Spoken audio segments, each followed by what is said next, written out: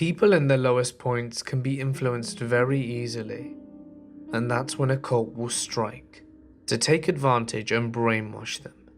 So be wary. It's time to get comfortable and let the darkness take control. Number 1. I grew up in a Hindu cult.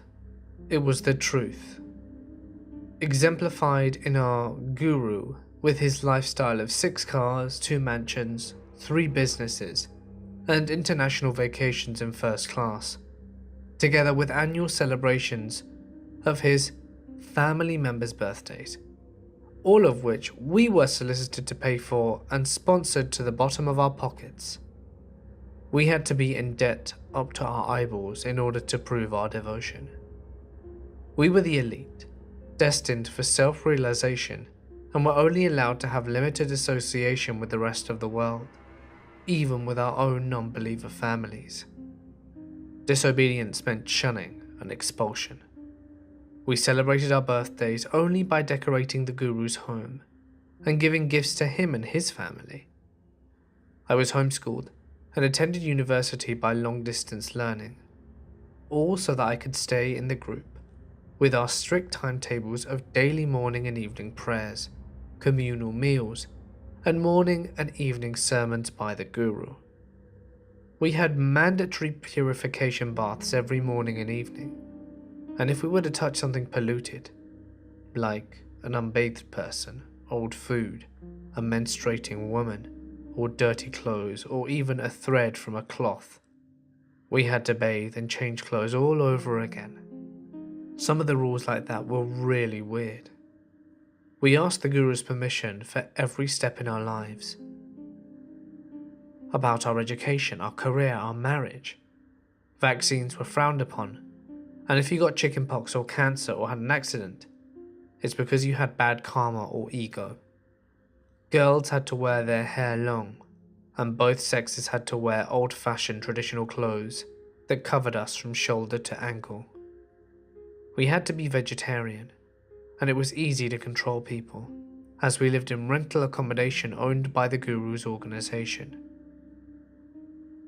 Overseas disciples had visas sponsored by him, and he handled our utilities, phones, and internet. These were occasionally cut off or destroyed, once or twice by bulldozers, to discipline some disciples. In addition to the public shaming during the sermons and being yelled at, we also got physical correction, or purification as he called it. It was considered a blessing to be hit by him, as it was his guidance and his touch was sacred. Teens were strictly supervised. We got in trouble after a group of teens went out, chaperoned mind you, to a local temple's dance and music program, and more seriously when we went to the beach, since the cult provided everything we needed in life. Romance was of course forbidden, and marriages arranged by the guru between group members. The more the couple was opposed to each other, the more ideal it would be, as it put the guru first always in your marriage. Even those young people who vomited in disgust or swore they'd rather die were gently coerced into marriages, gays too, with the opposite sex. Several disciples were encouraged to and did break off their engagements or divorce their significant other, believing that it would be blocking the light and drive them insane. 2 girls eloped, and no one, including their families, attended the wedding. We were all told that natural disasters and man-made tragedies were due to our impurities. To offset these, we made huge donation to the guru's temple. He even had a badly hidden camera to film worshippers who thought they were alone. We were told that in fact nothing would be immoral if the guru, the living truth, asked it, whether financial, transactions, plagiarism, lying, nor stealing. Information was strictly controlled. Gradually movies were banned and our libraries disbanded. People were told to stop talking to one another. New babies were secluded at home. Disobedient disciples were sent out of town and shunned for several days as punishment. around the point that we were told to cut off our mobile phones and give up our Wi-Fi and data and abandoned our pets, I read up on cults on the internet and decided to get out.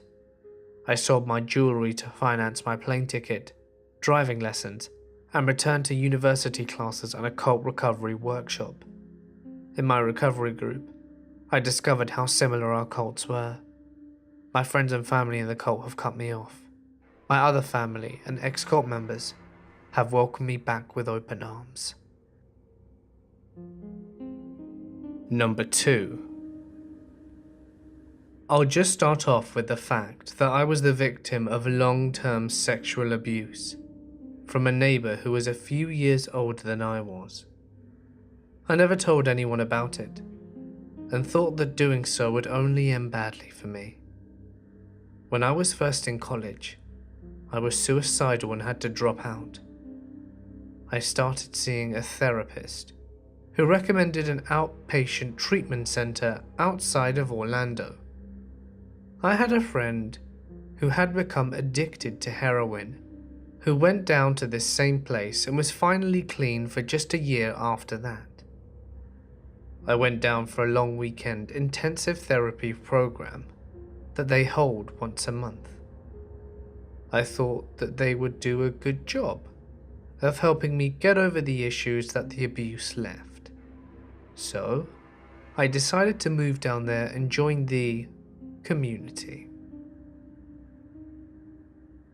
As a newcomer there, you don't really have any say as to what you do on a daily basis. There's a mandatory 6:30 AA meeting that everybody must attend. This meeting was mostly filled by other members, and the amount of people was usually around 30 to 40 every morning. If you were struggling, your therapist and anyone assigned to your support group would more or less force you to share this during a meeting. Failure to do so would result in a public shaming. After the morning meeting, most people went to work for one or two of the companies owned and staffed by other cult members, elderly companion care or lawn maintenance. I worked for the lawn maintenance company for 4 years and did end up as a supervisor of one of the crews. However, I was unfortunate enough to have my entire crew comprised of other younger cult members. Most of these people came from wealthy families, as treatment isn't cheap, and they didn't give two shits about the job. Most of the newer clients were forced into 3 weekly group therapy sessions, along with 1 individual therapy session with one of the counselors. Sometimes a counselor would bring up an issue during a group therapy session that you originally had discussed in an individual session, which is a major HIPAA violation. They had scores of complaints and penalties from the FL Department of Health. A lot of the actual therapy in these sessions used experimental therapy, which is actually shown to re-traumatize the clients. Group therapy was also prime public shaming time. You always had to be on your guard, as this was when people who had issues with someone else would go to town. If you were caught breaking a rule, it wasn't uncommon for someone to hold that over you, lest they bring it up in the group. Most of the younger people also were without cars, so those who had cars, the ones who behaved, would have to shuttle them around. Each week you were given a schedule to fill out. These schedules had to be approved by one of the counselors before you were given your weekly allowance of $70 for groceries and $40 for spending every Friday. Since I was overweight when I joined, I was put on their food plan: no flour and no sugar, plus strict portion control. I actually followed this religiously for the first year or so, and combined with working in lawn maintenance, shed a lot of weight rather quickly Since I was a victim of abuse and admitted to watching a lot of pornography, I was deemed a sex addict. I had to go to an SA meeting every Friday night and was forbidden from acting out. There's a lot of messed up things that happen there, and it's very hard to keep track of it all. So I'll talk about the first time I tried to escape. I had been caught by my roommate eating a pizza one Thursday evening. I knew that I was pretty screwed. I went to the AA meeting and work the next day waiting for the boom to be lowered. Whilst at work, I receive a call from my therapist, who basically told me that I was spiraling out of control and that I needed to attend a weekend program. I objected, and we argued for a few minutes before I finally relented and said that I would be there. Since it was a Friday, I was expecting to go to the SA meeting before showing up to the weekend program. I had brought a few other sex addicts with me and told them that I needed to use the restroom whilst they all went outside. I waited in the bathroom for a few minutes and then got back in my car, turned my phone off, and drove away. I went about an hour and a half before decided I needed a place to lie low, and I ended up seeing Grindhouse, as I knew that would kill over 3 hours. I came back to my apartment at around 1 AM, and after a quick scope of the area, making my way inside, I was there for about 10 minutes before there was a knock at my door. I became completely still, but the knocking continued, and I see movement through the fence and a cop shining a flashlight through the slats. I drop down and decide to keep waiting. The knocking didn't stop, so I finally got up and answered the door. There were 2 policemen, and my friend from back home, and my therapist. The gist of the conversation was, come back or be sent to the psych ward for 72 hours. I decided to avoid a trip to the loony bin and stayed. Although the thought of leaving never left my mind, so I had to plan my escape again. However, this was much less eventful. I was living in another apartment at the time with another roommate. He had just been kicked out of the cult, but I let him stay so long as he stayed sober. I was working at a new IT job, having been laid off from the lawn maintenance company which would soon go out of business. I knew that I could support my life without the cult, so I simply stopped all contact. I stopped going to the morning AA meetings, stopped going to my group therapy, and generally avoided where I knew other members would be. I forgot to mention that they would control people through their parents, who were usually financially supporting them. They would convince parents that their kids were as good as dead without them. And my therapist told my mother that I was suicidal, which certainly wasn't the case. I left and nothing else happened, besides the occasional nightmare that I was stuck back there. Number 3. I was involved in a Christian cult for almost 15 years, called the Assembly. It was a fundamentalist sect, and according to what it taught, I believed it for a long time, that it was the one true church. It all began whilst I was an undergraduate at a large university in Southern California. I had been born again in high school, but was looking for something more substantial as a college freshman. Turned out there was a non-denominational evangelical Bible-believing group called Bible Studies in the New and Old Testament that had a weekly meeting that they invited me to. Fast forward a few years, I'm living with my other brothers in what's known as a brother's house. I'm going to a Bible study on Tuesday nights, on campus on Thursday nights, with outreach on alternate Friday nights, and all day for the Lord on Sundays, at a meeting that was a 45-minute drive away from where I'd leave on Sunday morning around 7:30 a.m. and not get back until 6 p.m. or later. Like other cults, I denied for 14 years that it was a cult, but signs were everywhere. Secretive and controlling leadership, no public accountability for finances, physical abuse of children in the name of discipline. Relationships between men and women were controlled tightly.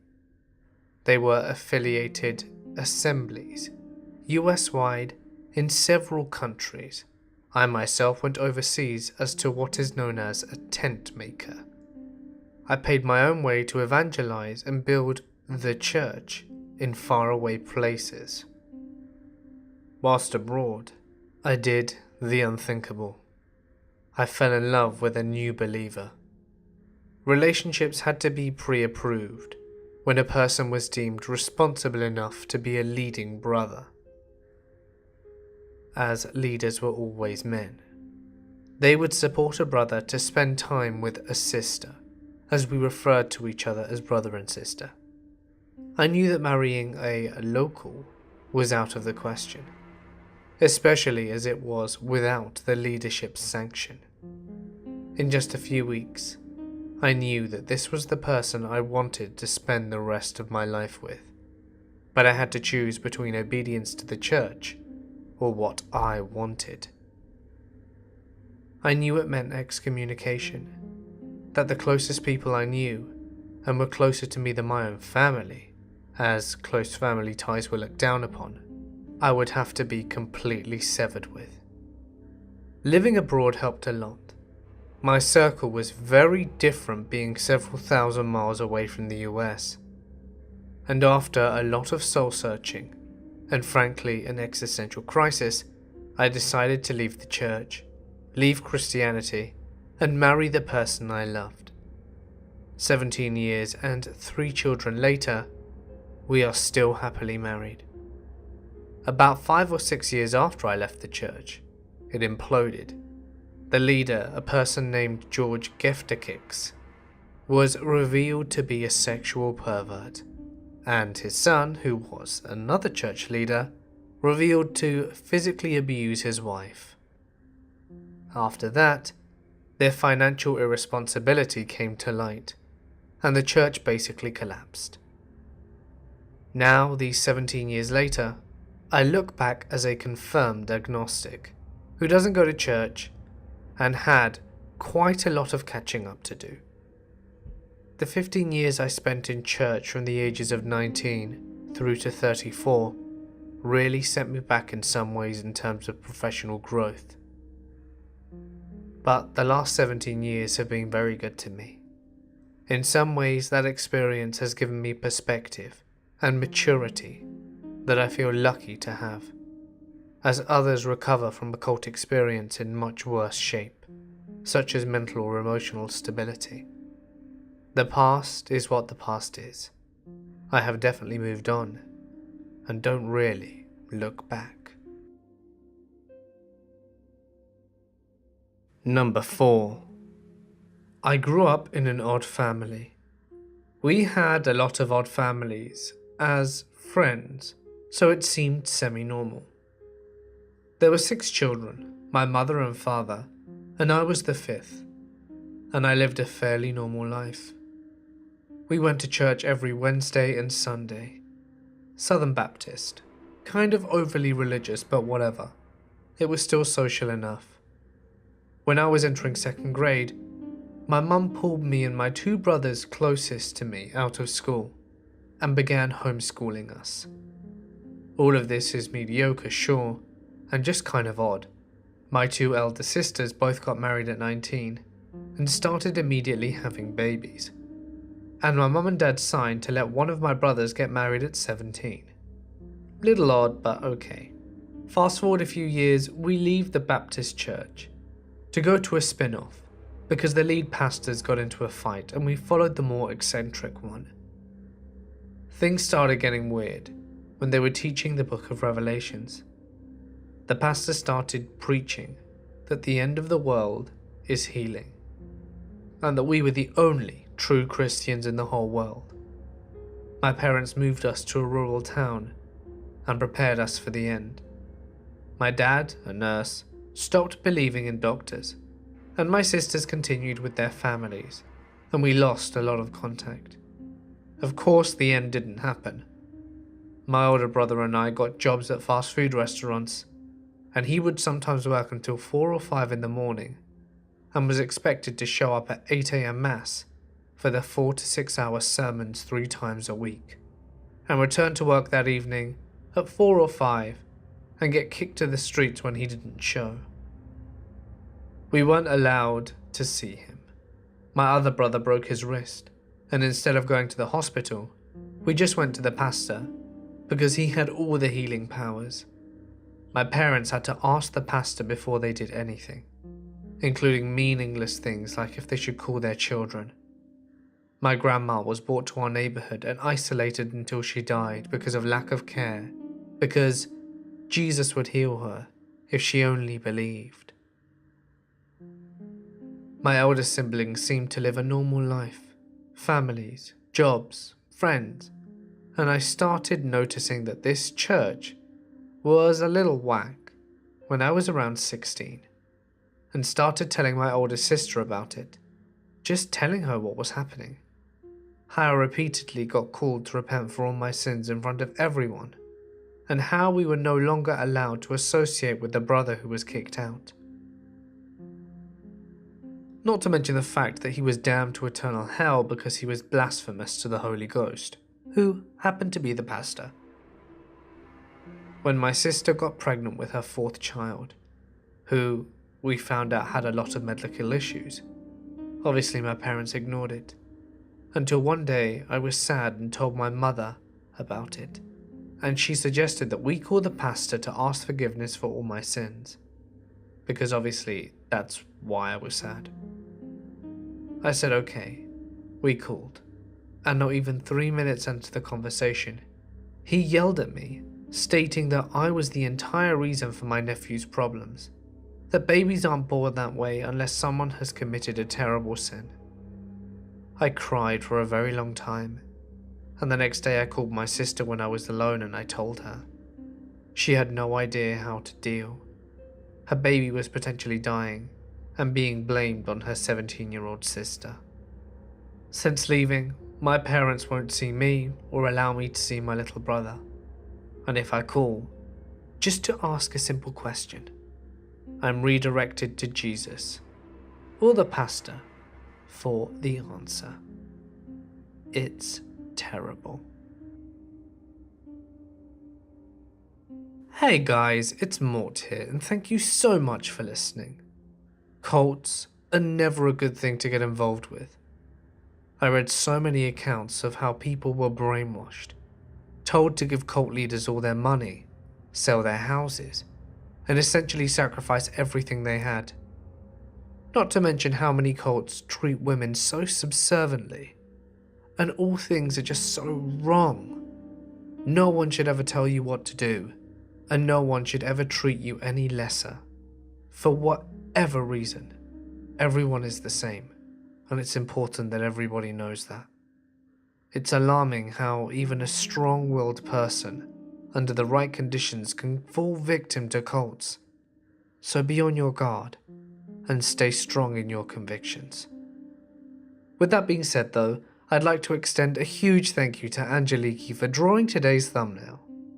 Don't forget that the merch store is back, so head on over there for some sweet Mortis Media themed apparel. As I've mentioned before, my brother has relaunched his history-based YouTube channel, and it would mean a lot to me if you guys would go check it out. It's actually really interesting. I've left a link in the description, and there's also going to be one at the end of the video, so why not go over and show him some love. And remember that if you enjoyed today's video, please consider dropping a like and leaving a comment. It's a really fantastic way to help support me and the channel, and I really appreciate it. And if you'd like to do something incredible to help support the channel even further, feel free to visit my Patreon. You can find the link in the description, as well as the links to my social media. And if you'd like your story read on my channel, you can submit it as a text post to Reddit or send it to me via email. Both links can be found in the description. But anyway, for now guys, I'm going to sign off. Stay awesome, and I'll see you in the next one.